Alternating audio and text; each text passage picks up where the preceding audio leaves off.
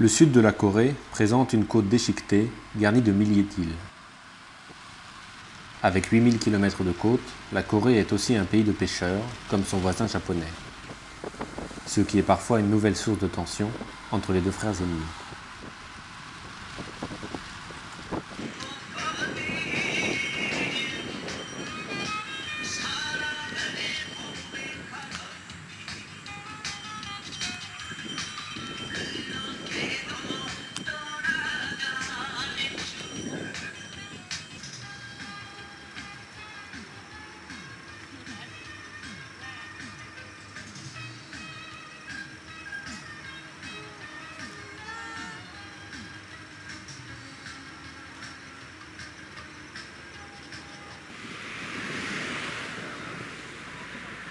Même ici à Tongyong, petit port de pêche de la côte sud, pourtant fort éloigné de Séoul et des grands centres urbains, certains détails sont révélateurs.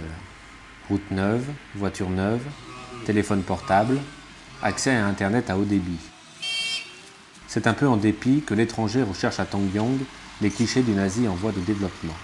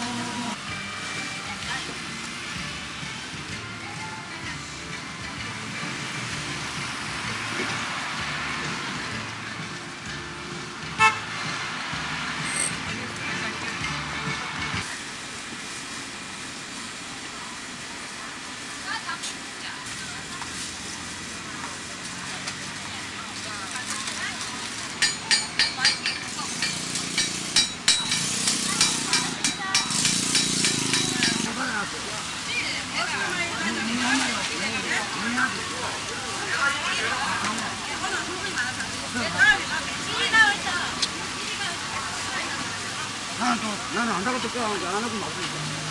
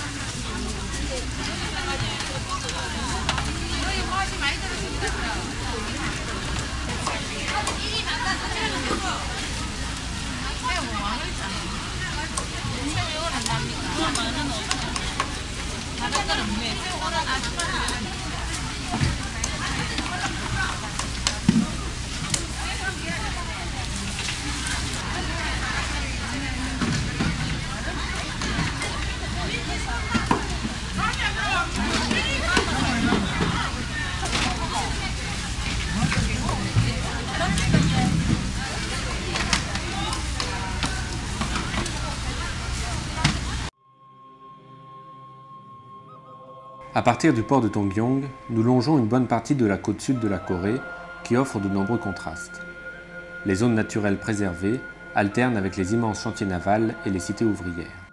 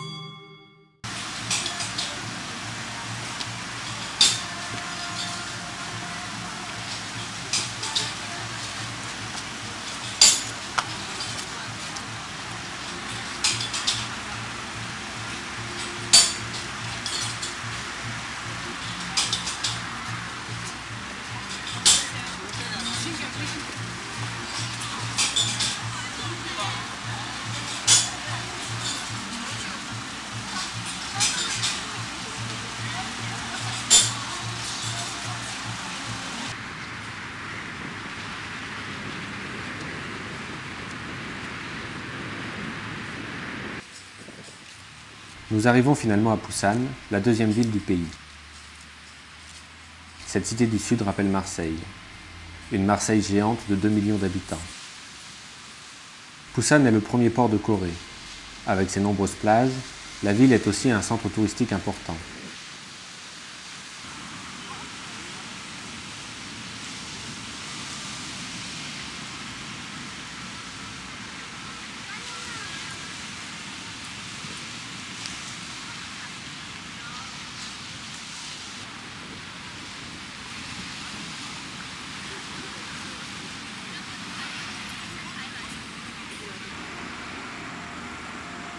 De Pusan partent les marchandises made in Korea à destination du monde entier.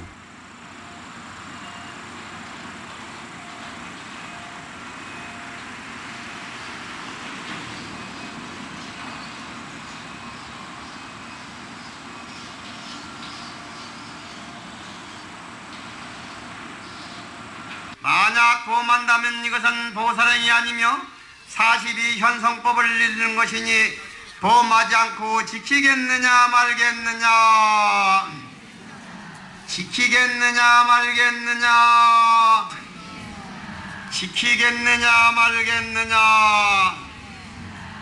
손을 내디세요. 우러러 시방무변무제 모든 세계 가운데 모든 불보살에게 아래 홈난이 지금 사바세계의 남선부주 대한민국의 경상북도 경주시 토함산 불국사 설법전 이 가운데 수많은 보살수계 제자 등이 보살비구 해정에게 보살계를 받아 싸우니 오지고 나오건대 시방무변무제 모든 세계 가운데 모든 불보살과 제일진서행이신이 나타나니나 나타나지 않으시니 모두 깨달으신 분들은 수계 제자들을 위하사 증명하여 주옵소서. 모두 깨달으신 분들은 수계 제자들을 위하사 증명하여 주옵소서. En Corée, on finit forcément par croiser la route du bouddhisme. Déjà de retour vers Séoul, sous une pluie battante, nous nous arrêtons à Gyeongju, capitale historique de la Corée. Chaque année au mois d'octobre, des cérémonies bouddhistes viennent célébrer la culture de l'ancien royaume de Silla. Silla était l'un des 3 royaumes de la Corée médiévale. Un âge d'or religieux et culturel. Un âge d'or pour le bouddhisme aussi. Religion officielle au royaume de Silla, le bouddhisme sera mis à l'index par la dynastie confucianiste de Joseon. Bouddhisme et confucianisme se sont souvent opposés en Corée. Le confucianisme était l'apanage de la noblesse et de l'administration. Le bouddhisme restait profondément ancré dans les campagnes. Aujourd'hui, le bouddhisme reste la première religion du pays, malgré la spectaculaire percée du christianisme au cours du XXe siècle. Comme tous les jours de l'année, les groupes scolaires arrivent en masse pour visiter le temple Bulguksa, littéralement temple du pays bouddhiste, certainement le plus célèbre et le plus visité du pays.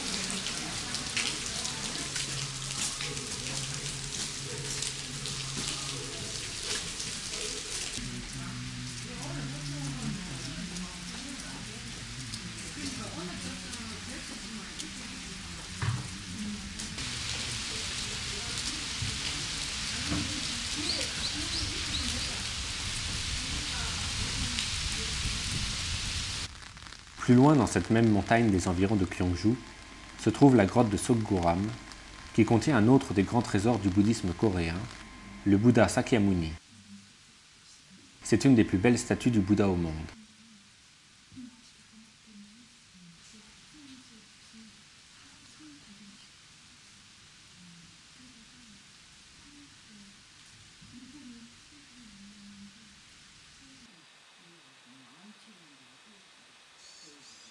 À une centaine de kilomètres à l'ouest de Gyeongju, nous finissons notre tour d'horizon des hauts lieux du bouddhisme coréen.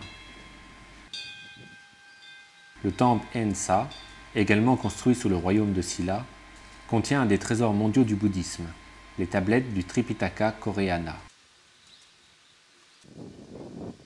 Conservé dans des bâtiments spécialement conçus pour les protéger du passage des siècles, le Tripitaka Koreana rassemble les textes sacrés du bouddhisme sur près de 6000 plaquettes de bois gravées à la main. Cette référence unique au monde est aujourd'hui classée au patrimoine mondial de l'UNESCO.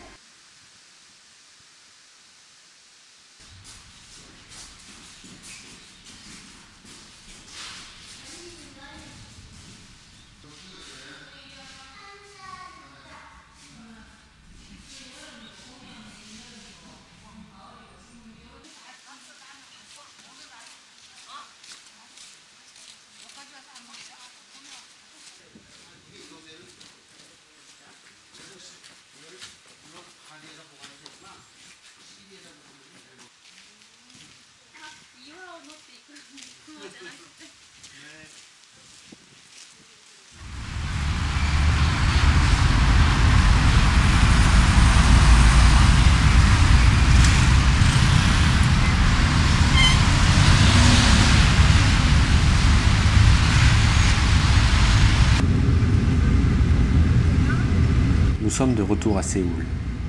Les montagnes ont laissé la place aux forêts d'immeubles et de béton.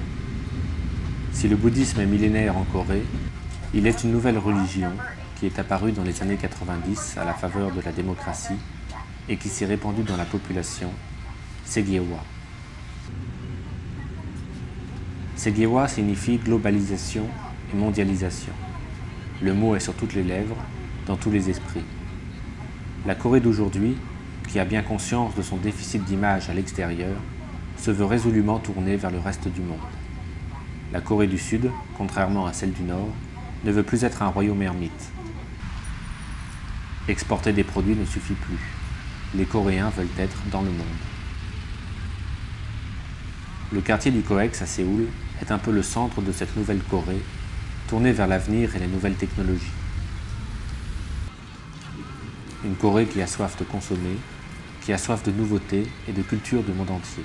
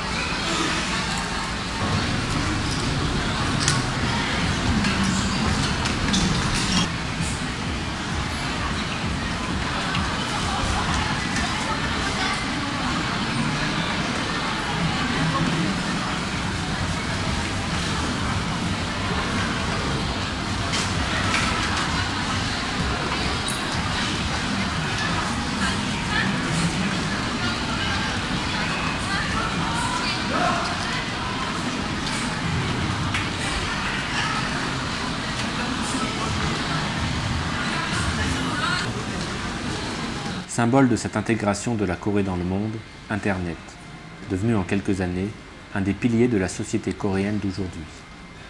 En Corée, près d'un foyer sur deux est relié à l'Internet à haut débit. Plus une entreprise, plus un secteur d'activité en Corée ne pourrait songer à se développer sans Internet. À Séoul, mais aussi dans toutes les villes du pays, on trouve des salles d'accès à Internet à tous les coins de rue. La plus grande d'entre elles se trouve justement dans les immenses galeries souterraines du COEX.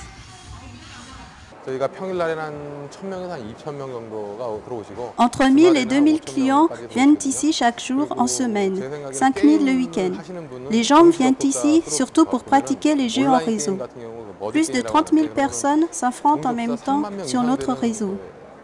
En Corée, les joueurs de Fortress, Hangame et Tetris rassemblent plus de 10 millions de personnes. Le CD de StarCraft s'est vendu à plus de 2 millions d'exemplaires. À mon avis, près de la moitié des jeunes Coréens passent leur soirée à jouer.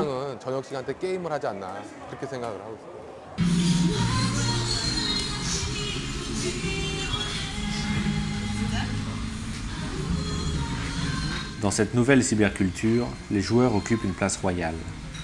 Les jeunes viennent en masse dans les salles internet pour pratiquer ensemble ce sport d'un genre nouveau, devenu aussi populaire que le basket ou le baseball. Tous les jeunes coréens connaissent un jeu en particulier, StarCraft, jeu de stratégie en temps réel, devenu un phénomène incontournable. Des ligues professionnelles sont apparues. Les joueurs du monde entier affluent vers la Corée pour participer à des tournois organisés dans les stades ou les universités et retransmis en direct à la télévision. Parmi les centaines de joueurs professionnels de StarCraft, on compte aussi bien des filles que des garçons.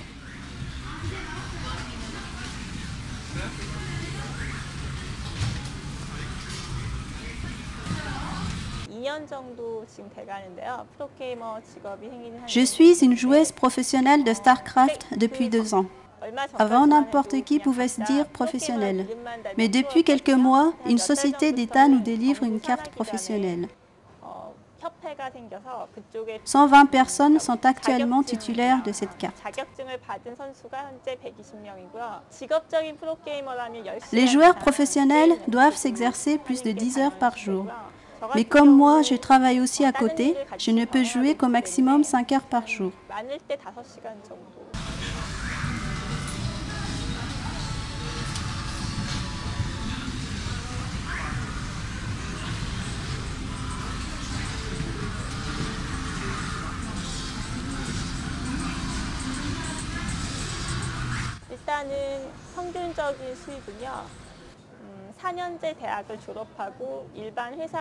Le revenu d'un joueur professionnel débutant correspond au salaire moyen d'un employé ayant fait 2 à 3 ans d'études supérieures. Un joueur expérimenté gagne plus de 20 000 francs par mois, mais il peut souvent compléter ce revenu en participant à d'autres événements.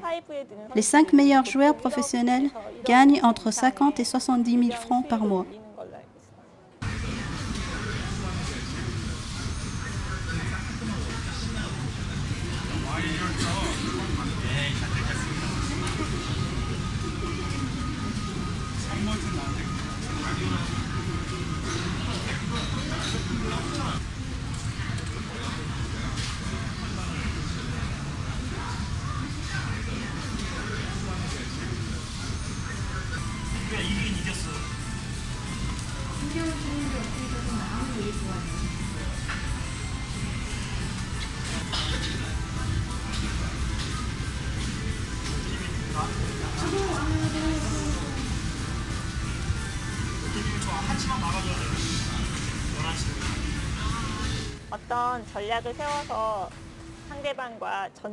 StarCraft est un jeu de stratégie dans lequel il faut faire la guerre avec son adversaire, soit l'ordinateur, soit un être humain.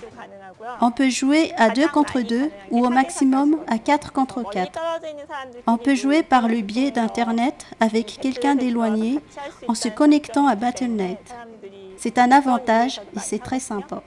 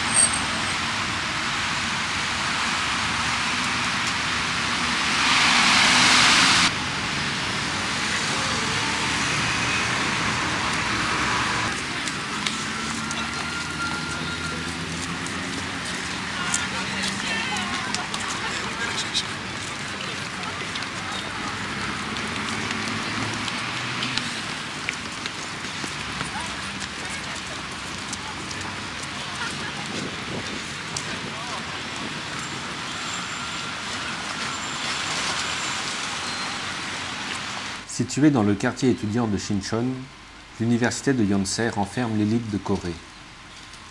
Ces étudiants sont destinés à devenir les futurs cadres de la nation. Durant les années de lutte, la contestation venait souvent de Yonsei. Aujourd'hui encore, les étudiants se sentent concernés par l'engagement social et politique. Au terme de notre voyage, nous avons voulu aller à leur rencontre. Nous avons voulu connaître leurs espoirs et leurs craintes. Nous avons voulu savoir, de leur point de vue, ce qui a changé en Corée et ce qu'ils attendent de l'avenir. 글쎄요, 한국인으로서 긍지를 느꼈던 점이랑 제가 좀 이랬으면 Je pense que la fierté des Coréens, c'est de se dire que nous pouvons régler tous les problèmes qui se posent à notre pays. La Corée s'est retrouvée dans une situation très difficile lors de la crise économique de 1997. Ce n'était pas un problème unique à la Corée. Beaucoup d'autres pays asiatiques ont été touchés par cette crise. Mais la Corée a surmonté cette crise plus vite que les autres pays. Les Coréens sont sortis rapidement de la crise grâce à leur unité. Mais ironiquement, c'est vrai qu'on a oublié cette crise un peu trop rapidement. Aujourd'hui, la situation économique de la Corée n'est pas très bonne. On a ouvert le champagne un peu trop vite. À mon avis, le caractère des Coréens est comme une casserole. Ça chauffe très vite, mais ça refroidit aussi très vite. On n'a pas suffisamment de patience pour fournir des efforts sur une longue période.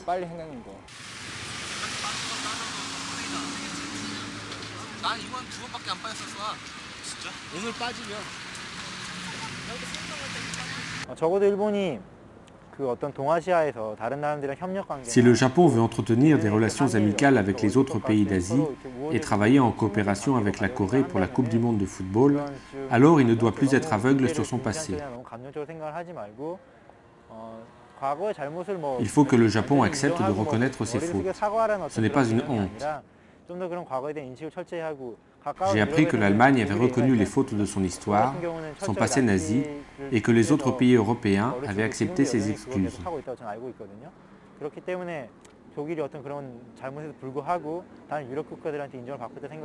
Malheureusement, le Japon refuse de se pencher sur son passé. La Corée, la Chine et les autres pays d'Asie de l'Est sont d'accord pour dire que le Japon est une grande puissance économique. Mais en dehors de cet aspect, sincèrement, on ne pense pas que le Japon soit un grand pays.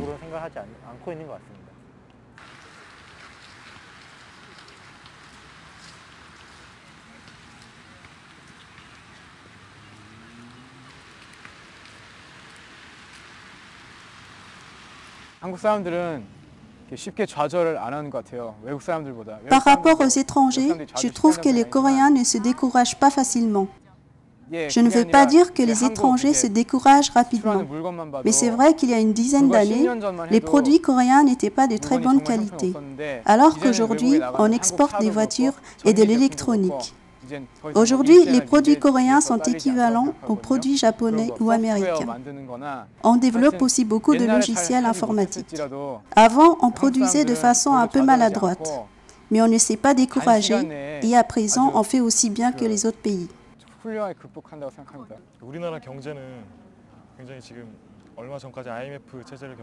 À cause du FMI, la situation économique de la Corée est instable. On connaît encore beaucoup de difficultés. Mais j'ai lu dans le journal que le niveau commercial et scientifique de la Corée était un des plus élevés au monde. Je pense que si on peut continuer à développer notre niveau scientifique et informatique, la Corée aura un beau futur.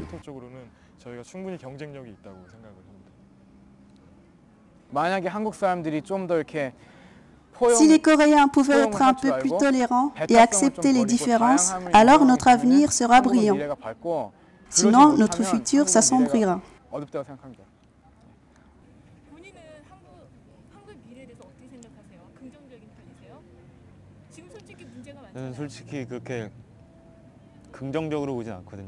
Franchement, je ne suis pas optimiste pour le futur de la Corée.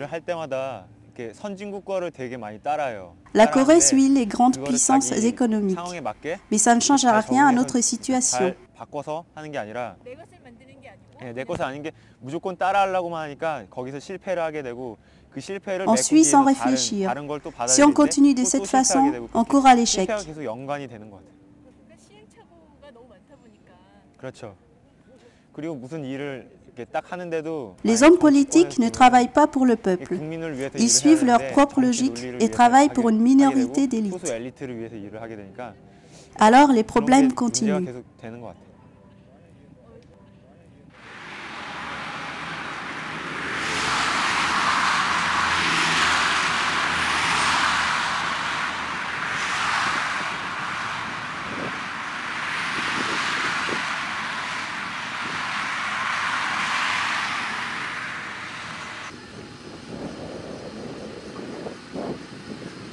Au nord de Séoul, une fois passées les dernières zones d'immeubles en construction, la Corée présente un tout autre visage. C'est un no man's land entouré de grillages et de barbelés. Imjingak est le dernier lieu libre d'accès avant la frontière. Le centre de Séoul n'est qu'à 50 km, mais c'est déjà un autre monde. La fameuse DMZ, la zone démilitarisée, s'étend sur 4 km entre les deux Corées, le long du 38e parallèle. Ironiquement, autour de la zone démilitarisée se trouve une des plus fortes concentrations militaires de la planète. 37 000 soldats américains sont stationnés en Corée du Sud, en soutien aux quelques 70 000 soldats sud-coréens. Face à eux, de l'autre côté de la frontière, la Corée communiste entretient une armée de plus d'1 million d'hommes. Une sorte d'équilibre de la terreur, dernier vestige de la guerre froide.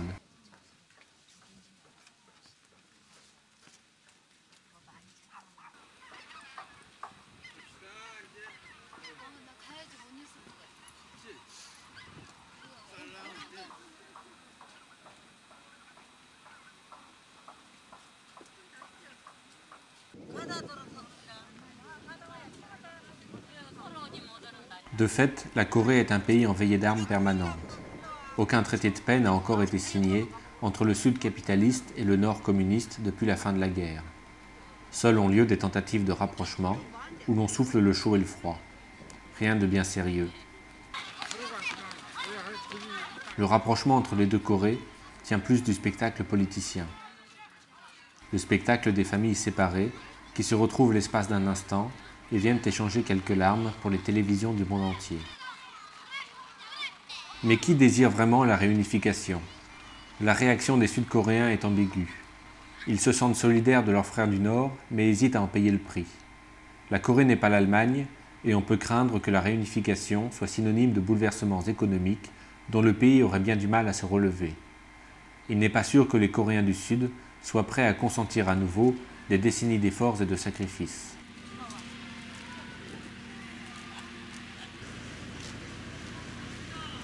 La ligne de chemin de fer entre Séoul et Pyongyang a été reconstruite en signe de détente, mais les trains ne circulent toujours pas. Seuls les oiseaux migrateurs ont le droit de passer. Dans le ciel bleu, leur balai incessant annonce l'arrivée imminente de l'hiver.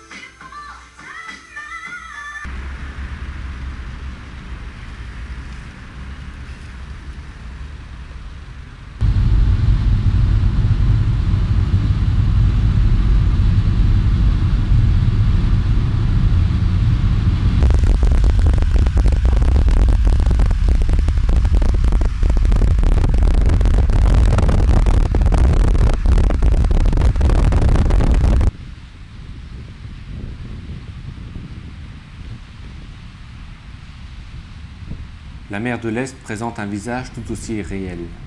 Des plages entourées de barbelés et de miradors. Des projecteurs que l'on allume à la nuit tombée. Des camps militaires. Des commandos nord-coréens ont à plusieurs reprises débarqué sur ces plages. Ils se fondent ensuite dans la population. Les espions nord-coréens, hystérie collective des habitants du Sud. Face aux dangers qui la guettent, la Corée du Sud semble bien fragile. Déjà, la crise économique de 1997 a ébranlé les cœurs et les consciences. L'avenir de ce pays semble toujours sur le fil du rasoir.